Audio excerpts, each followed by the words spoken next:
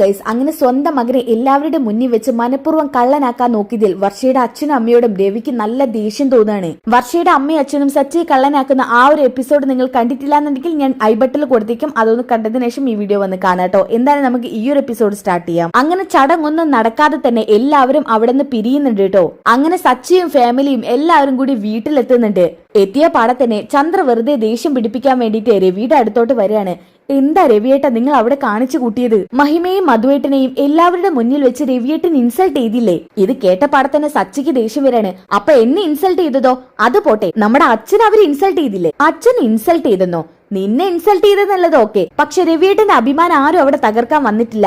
നീ ഒറ്റ ഒരുത്തം വന്നതുകൊണ്ടാ ഇത്രയും സംഭവങ്ങൾ അവിടെ സംഭവിച്ചത്. നീ ഇല്ലായിരുന്നെങ്കിലേ ഈ പ്രശ്നങ്ങളൊന്നും ഉണ്ടാവില്ലായിരുന്നല്ലോ. ഇത് കേട്ടപ്പോ രേവതി പറയുന്നുണ്ട്, എന്താ അമ്മ ഇങ്ങനെ പറയുന്നത്?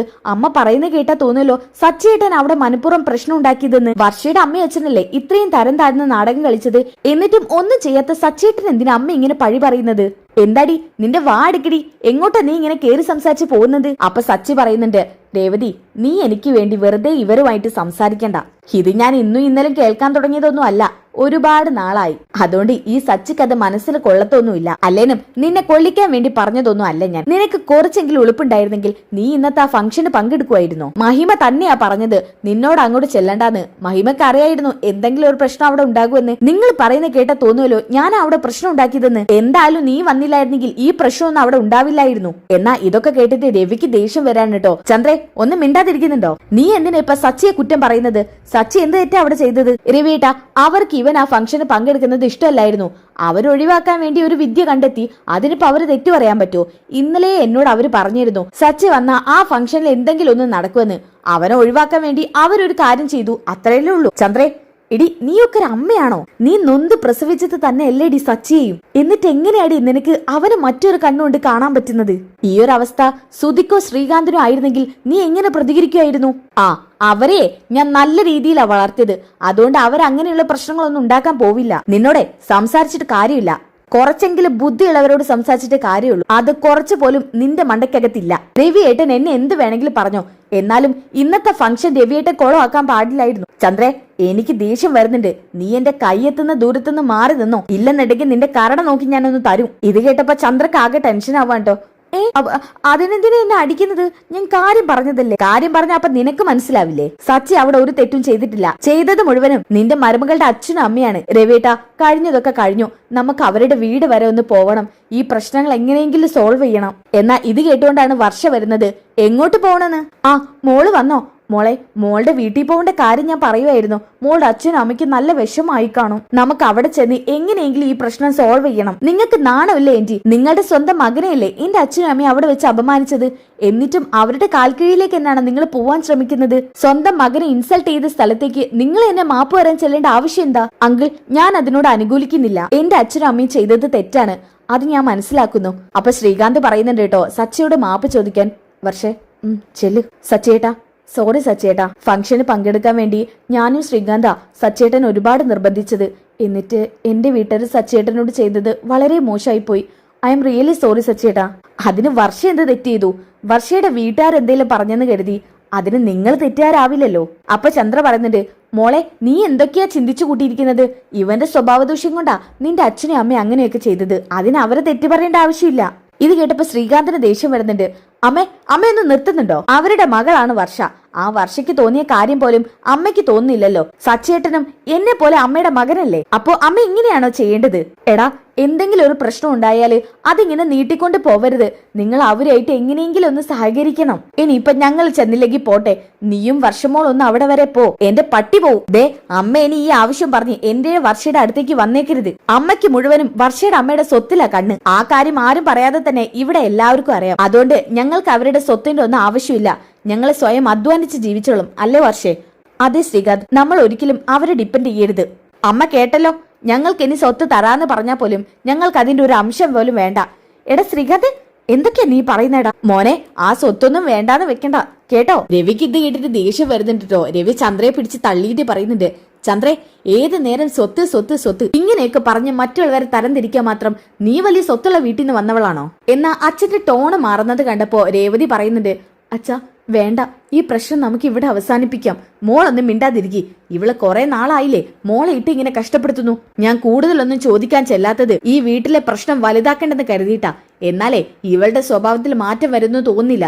അമ്മ പറഞ്ഞ പോലെ തന്നെ അന്നേ നിനക്കിട്ട് 2 തരണ്ടിയിരുന്നു. അതിനുള്ള അവസരം നീ ഉണ്ടാക്കും. ദേ, എന്റെ കയ്യിൽ നിന്ന് നീ വാങ്ങിക്കാനാണോ ഭാവം? അങ്ങനെയാണെന്നുണ്ടെങ്കിൽ നീ വാങ്ങിച്ചിട്ട് ഇവിടുന്ന് പോവും. രവിയേട്ടാ, ഇതെന്താ രവിയേട്ടൻ ഇങ്ങനെയൊക്കെ എന്നോട് സംസാരിക്കുന്നത്? ആ, ഇനി മുതൽ ഞാൻ ഇങ്ങനെയാ. നിന്നെയൊക്കെ ഒന്ന് നിലക്ക് നിർത്താൻ പറ്റുമെന്ന് ഞാനൊന്ന് നോക്കട്ടെ. അവള് വന്നേക്കുന്ന് സ്വത്തിന്റെ കണക്കും പറഞ്ഞ്. അച്ഛാ, വേണ്ടച്ചാ, മതി. മനഃപൂർവ്വം അല്ല മോളെ, ഇവള് പറയിപ്പിക്കുക എന്നെ കൊണ്ട്. അങ്ങനെ ശ്രീകാന്ത് പറയുന്നുണ്ട്, വർഷേ നീ വാ. അങ്ങനെ അവര് പോവാൻ കേട്ടോ. പിന്നെ അവിടുന്ന് രവിയും സച്ചിയും പോകുന്നുണ്ട് കേട്ടോ. എന്നാ ചന്ദ്രയുടെ മുഖം നോക്കി നിൽക്കാൻ കഴിയാതെ രവി അവിടുന്ന് പോവാണ്. അങ്ങനെ അവസാനം ചന്ദ്ര അവിടെ ഒറ്റക്കാവുക കേട്ടോ. പിന്നെ കുറച്ച് കഴിഞ്ഞിട്ടാണ് കാണിക്കുന്നത് സിറ്റ് ഔട്ടില് സുധിയും ശ്രുതിയും കൂടി കൊഞ്ചു കൊഴിഞ്ഞിങ്ങനെ സംസാരിച്ചുകൊണ്ട് നിൽക്കാട്ടോ. ആ സമയത്താണെങ്കിൽ ചന്ദ്രയ്ക്ക് നല്ല തലവേദന. ഷോ, ഇതെന്ത് തലവേദനയാ! ഓരോന്ന് ആലോചിച്ച് കൂട്ടിയിട്ടാ. എനിക്കൊരു നല്ല കടുപ്പത്തിൽ ചായ ഇട്ടണായിരുന്നു. രേവതി, എടി രേവതി. അപ്പോഴാണ് സച്ചി അങ്ങോട്ട് വരുന്നത്. എന്താ, എന്തിനാ രേവതി വിളിക്കുന്നത്? അത് പിന്നെ എനിക്കൊരു ചായ ഇട്ടണമായിരുന്നു. അതെ, രേവതി നിങ്ങളുടെ വേലക്കാരിയൊന്നും അല്ലല്ലോ നിങ്ങൾക്ക് ചായ ഇട്ടുകൊണ്ട് തരാൻ. അവളെ പൂക്കടയിലോട്ട് പോയി. നിങ്ങൾ വേറെ മരുമക്കളോട് ആരോടെങ്കിലും ചായ ഇട്ട് തരാൻ പറ. അയ്യോ, അവരോട് ഇട്ട് തരുന്നേക്കാളും ഭേദം നിങ്ങൾ എന്നെ ഇട്ട് കുടിക്കുന്നതായിരിക്കും. നിങ്ങളെ കൊല്ലാനുള്ള വല്ലതും ആയിരിക്കും അവരിട്ടോണ്ട് വരുന്നത്.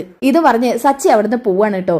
ആ സമയത്ത് ചന്ദ്രമതി ഇങ്ങനെ കൊഞ്ചി കൊഴിയുന്ന ശബ്ദം കേൾക്കാണ്. ശ്രുതിയും ശ്രുതിയും കൂടി ആരെ ഇങ്ങനെ അട്ടഹസിച്ചിരിക്കുന്നത്? ഇതും പറഞ്ഞുകൊണ്ട് ചന്ദ്ര സിറ്റ് ഔട്ടിലേക്ക് ചെല്ലാൻ കേട്ടോ. ദേഷ്യം പിടിച്ചിട്ടാണ് ചെല്ലുന്നത്.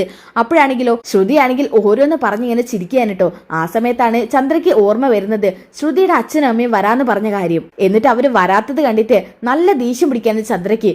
എടി ശ്രുതി, എന്താ ആന്റി? എവിടെടി നിന്റെ അച്ഛൻ?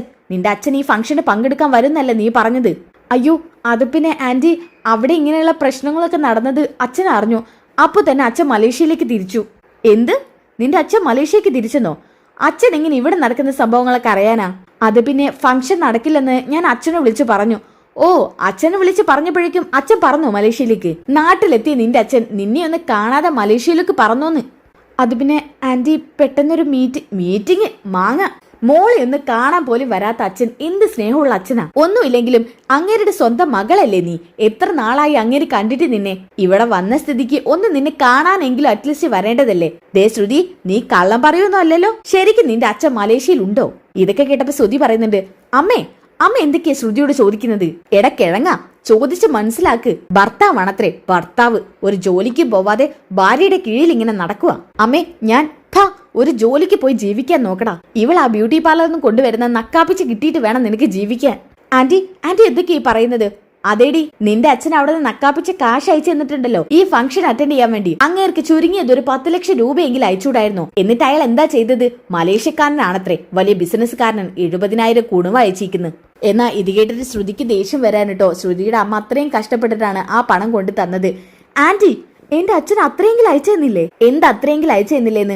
അദ്ദേഹം വലിയ ബിസിനസ്മാൻ അല്ലേ. അദ്ദേഹം എന്തോട്ടാ 70,000 രൂപ തന്നെ അയച്ചത്. അങ്ങേർക്ക് 1 ലക്ഷം തികച്ചിങ്ങോട്ട് അയച്ചുകൂടായിരുന്നോ? ഷോ, ഇവരെന്തൊരു സ്ത്രീയാ, കിട്ടിയതും പോരാ. അപ്പൊ ശ്രുതി ചോദിക്കുന്നുണ്ട്, 70,000 രൂപ അമ്മയ്ക്ക് അയച്ചു തന്നോ? അമ്മേ, അതിലൊരു 20,000 രൂപ എനിക്ക് തരാനുണ്ടാവുമോ? അയ്യോ, എടാ മണ്ട, നിങ്ങൾക്ക് അതും ഇതൊക്കെ ആയിട്ട് വാങ്ങിയില്ലേ? എന്റെ കയ്യിൽ നിന്ന് ആ കാശ് മൊത്തം തീർന്നു. ഇത് കേട്ടപ്പോ ശ്രുതി പറയുന്നുണ്ട്, തീർന്നെന്നോ? 70,000 രൂപ ഞങ്ങൾക്ക് 2 പേർക്ക് ഡ്രസ്സ് വാങ്ങിയപ്പോഴേക്കും തീർന്നോ? എന്താ, നീ എന്താടി എന്നെ ചോദ്യം ചെയ്യാണോ? ഞാനൊന്നും പറഞ്ഞില്ല. അപ്പൊ ശ്രുതി പറയുന്നുണ്ട്, അമ്മേ, ഇതെന്താ അമ്മ ഇങ്ങനെയൊക്കെ സംസാരിക്കുന്നത്? ശ്രുതിയുടെ അമ്മയ്ക്ക് വലിയ ബഹുമാനമായിരുന്നല്ലോ, ഇപ്പൊ എന്താ ഇങ്ങനെയൊക്കെ? ബഹുമാനം ഉണ്ടായിരുന്നു, ഇപ്പൊ അതൊക്കെ കളഞ്ഞു കുടിച്ചവള്. ആകപ്പാടെ അവളുടെ ബ്യൂട്ടി പാർലറിന് എന്റെ പേരുണ്ടായിരുന്നു, അതിപ്പോ ഉണ്ടോ? ഇല്ലല്ലോ. അതൊക്കെ കൂടി അവള് നശിപ്പിച്ച് ഒരു ഗ്രീൻ ബ്രാൻഡ് എന്നുള്ള പേരിട്ടേക്കുവാ. എന്നാ ഈ കൃത്യസമയത്താണ് നമ്മുടെ വർഷയുടെ അച്ഛനും അമ്മയും ആ വീട്ടിലോട്ട് കയറി വരുന്നത്. അവരുടെ കാറ് അവിടെ കൊണ്ടുവന്ന് നിർത്തുകയാണ് കേട്ടോ. ഇതാരാ വരുന്നത്? അപ്പൊ ശ്രുതി പറയുന്നുണ്ട്, അമ്മേ, വർഷയുടെ അച്ഛനും അമ്മയാ. അയ്യോ, മധുവേട്ടിന് മഹിമയാണോ? അതെ അമ്മേ, അവര് പ്രശ്നം സോൾവ് ചെയ്യാൻ വരുവാണെന്നാ തോന്നുന്നത്. അപ്പൊ ശ്രുതി മനസ്സിൽ കരുതുന്നുണ്ട്, അയ്യോ, അവരിനി അടുത്ത ചടങ്ങ് ഉണ്ടാക്കൂ. മഹിമയാണെങ്കിൽ ചന്ദ്രയെന്ന് വിളിച്ച് കണ്ണീര് കൊലിപ്പിച്ചിട്ടാണ് വരുന്നത്. ചന്ദ്രേ, ഞങ്ങളോട് നീ ക്ഷമിക്കണം. അയ്യോ, ഞാൻ എന്ത് ക്ഷമിക്കാനാ? നിങ്ങൾ അകത്തോട്ട് വാ, രവിയേട്ടൻ അവിടെ ഇരിക്കുന്നുണ്ട്, വാ. ഇതും പറഞ്ഞ് അവരകത്തോട്ട് കൊണ്ടുപോകാൻ കേട്ടോ. ആ സമയത്ത് രവി ഫോണിൽ നോക്കി നിൽക്കുന്നുണ്ട്. രവിയേട്ടാ, ഇതാരാ വന്നിരിക്കുന്നത് നോക്കിയേ. അപ്പൊ തന്നെ രവി നേരെ നോക്കുന്നത് മധുവിന്റെ അടുത്തോട്ടാണ്. ഇത് കണ്ടപ്പോ രവി ദേഷ്യം പിടിച്ച് ചാടി എഴുന്നേൽക്കാണ് കേട്ടോ. ഓ, ഈ വരവ് ഞാൻ പ്രതീക്ഷിച്ചിരുന്നു എന്ന് രവി പറയുന്നുണ്ട് കേട്ടോ. അപ്പൊ മധു പറയുന്നുണ്ട്, രവി, എന്നോട് നീ ക്ഷമിക്കണം. മഹിമ പെട്ടെന്ന് അങ്ങനെയൊക്കെ പറഞ്ഞപ്പോ എനിക്ക് അതിലേക്ക് നിന്നു കൊടുക്കേണ്ടി വന്നു. എന്റെ മോള് സുരക്ഷിതയായിരിക്കണം, ഞങ്ങൾ അത്രമാത്രം ആഗ്രഹിച്ചുള്ളൂ. നിങ്ങളെ മോളെ സുരക്ഷിതയാക്കാൻ വേണ്ടി എന്റെ മകന്റെ അഭിമാനം നഷ്ടപ്പെടുത്തുവാണ് വേണ്ടത്. എന്താ നിങ്ങൾ വിചാരിച്ചു വെച്ചേക്കുന്നത് സച്ചിയെ കുറിച്ച്? അവൻ അഭിമാനം പണയപ്പെടുത്തി ജീവിക്കുന്നവനാണെന്നോ? എന്നാ നിങ്ങൾക്ക് തെറ്റി. നിങ്ങൾ ഇനി ഈ കാര്യം പറഞ്ഞ് ഇങ്ങോട്ട് വരണമെന്നില്ല. നിങ്ങളുടെ മകയ്ക്ക് നിങ്ങളെ കാണണമെന്നുമില്ല. നിങ്ങൾ ചെയ്തത് തെറ്റാണെന്നുള്ള പൂർണ്ണ ബോധം എല്ലാവർക്കും ഇവിടെ ഉണ്ട്. രവിയേട്ടാ, ഇവരോട് ഇങ്ങനെയൊന്നും സംസാരിക്കാതെ. ചന്ദ്രേ, ഞാൻ പറഞ്ഞു നീ എന്റെ കൈ എത്തുന്ന അകലത്തിൽ നിന്ന് മാറി നിൽക്കാൻ, അല്ലെങ്കിൽ നിനക്ക് എന്റെ കയ്യിൽ നിന്ന് കിട്ടും. ഇതൊക്കെ കേട്ടപ്പോ അവരൊക്കെ ആകെ പേടിച്ച് വിറച്ച് നിൽക്കുകയാണ് കേട്ടോ. ആ സമയത്ത് ചന്ദ്രയുടെ മഹിമ പറയുന്നുണ്ട്, ചന്ദ്രേ, നമ്മുടെ മോളെ വർഷയൊന്ന് വിളിക്കോ? അയ്യോ അതിനെന്താ, നിങ്ങൾ ഇവിടെ ഇരിക്കും, ഞാൻ വിളിക്കാം. ഇരിക്കുന്നൊന്നുമില്ല, ഞങ്ങൾക്ക് ഞങ്ങളുടെ മോളെ ഒന്ന് കണ്ടാ മതി, ഞാൻ വിളിക്കാം. അങ്ങനെ ചന്ദ്രയാണെങ്കിൽ മുറി ചെന്ന് വിളിക്കുന്നുണ്ട്. വർഷേ മോളെ, നിന്റെ അച്ഛനമ്മയും വന്നിട്ടുണ്ട്. അച്ഛനും അമ്മയും വന്നിട്ടുണ്ടെന്നോ? അവരെന്തിനാ ഇങ്ങോട്ട് വന്നത്? മോളെ, നീ ഒന്ന് സ്നേഹത്തോടു കൂടി അവരോട് സംസാരിക്കേ. പാവം, അവരാകെ വിഷമിച്ചിരിക്കുക. എന്നാ ചന്ദ്രയെ തള്ളി മാറ്റിക്കൊണ്ടാണ് കേട്ടോ വർഷ അങ്ങോട്ട് ചെല്ലുന്നത്. എന്തിനാ നിങ്ങൾ ഇങ്ങോട്ട് വന്നത്? എന്നെ കാണാൻ ഇനി നിങ്ങൾ ഇങ്ങോട്ട് വരണ്ട. മോളെ വർഷേ, ഞങ്ങൾ ഒരു തെറ്റ് ചെയ്തു, ക്ഷമിക്കും മോളെ. ഇനി ഞങ്ങൾ അങ്ങനെ ചെയ്യില്ല. വേണ്ട, നിങ്ങൾ ചെയ്ത തെറ്റേ ക്ഷമിക്കാൻ പറ്റിയതല്ല. ഇനി ഞാൻ ക്ഷമിച്ചാലും ഈ വീട്ടിലുള്ള ഈ അച്ഛൻ ക്ഷമിക്കില്ല. നിങ്ങൾ സച്ചേട്ടനോട് ചെയ്തത് വളരെ മോശമായി പോയി. ആ സമയത്താണ് ശ്രീകാന്തിന്റെ മാസ് എൻട്രി. വർഷേ, നീ അകത്ത് പോ. അപ്പൊ മധുസാറ് പറയുന്നത്, മോനെ ശ്രീകാന്തെ, നിങ്ങൾ മിണ്ടരുത്. എന്റെ ഏട്ടനെ കരുവാക്കിയിട്ട് വേണമായിരുന്നു നിങ്ങൾക്ക് എന്നെ അവളെയും കൂടി നിങ്ങളുടെ വീട്ടിലോട്ട് കൊണ്ടുപോകാൻ, അല്ലേ? നാണോ ഇല്ലല്ലോ നിങ്ങൾക്ക് സ്വന്തം മകളുടെ ജീവിതം വെച്ച് കളിക്കാൻ. ദേ, ഇതിന് മറുപടി സച്ചേട്ടന് തരാൻ അറിയായിട്ടല്ല, സച്ചേട്ടൻ വേണ്ടെന്ന് വെച്ചിട്ടാ. ഇനി വർഷയെ കാണാൻ ഇങ്ങോട്ട് വരണമെന്നില്ല. ഞാൻ വർഷയെ പിടിച്ചു വെച്ചേക്കൊന്നുമില്ല. കാരണം അവളുടെ അച്ഛനും അമ്മയാ, അവൾക്ക് അവകാശമുണ്ട് നിങ്ങളെ വന്ന് കാണാൻ. അവളുടെ ഇഷ്ടമാണ് എന്ത് ചെയ്യണം എന്നുള്ളത്. അവൾക്ക് വരണമെന്നുണ്ടെങ്കിൽ അവള് വരും, അല്ലാന്നുണ്ടെങ്കിൽ നിങ്ങൾ അവളെ കാണാൻ നിൽക്കില്ല. നിങ്ങൾക്ക് പോവാം. ആ സമയത്ത് ചന്ദ്ര പറയുന്നുണ്ട്, എങ്ങോട്ട് പോവാൻ?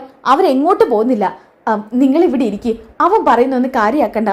വേണ്ട ചന്ദ്രേ, ഞങ്ങളുടെ ഭാഗത്ത് തെറ്റുണ്ട്, ഞങ്ങൾ പോവാണ്. അയ്യോ മഹിമ പോവല്ലേ? ഏയ് വിട് ചന്ദ്രേ, ഞങ്ങൾ പിന്നെ വരണ്ട്. ഇതും പറഞ്ഞ് അവർ വിഷമിച്ചോണ്ട് പടിയിറങ്ങാണ് കേട്ടോ. ഇനി എന്തായാലും നല്ല കിടിലൻ ട്വിസ്റ്റുകൾ നിറഞ്ഞ എപ്പിസോഡുകളാണ് കേട്ടോ. അപ്പൊ ആ എപ്പിസോഡുകൾ കിട്ടാൻ വേണ്ടി ചാനൽ സബ്സ്ക്രൈബ് ചെയ്തേക്ക്, വീഡിയോക്ക് ഒന്ന് ലൈക്ക് ചെയ്തേക്കുക, അതോടൊപ്പം നെക്സ്റ്റ് എപ്പിസോഡ് ഒന്ന് കമന്റ് ചെയ്തേക്കുക. അപ്പൊ അടുത്ത വീഡിയോയിൽ കാണുന്നവരേക്കും എല്ലാവർക്കും ബൈ ഗൈസ്.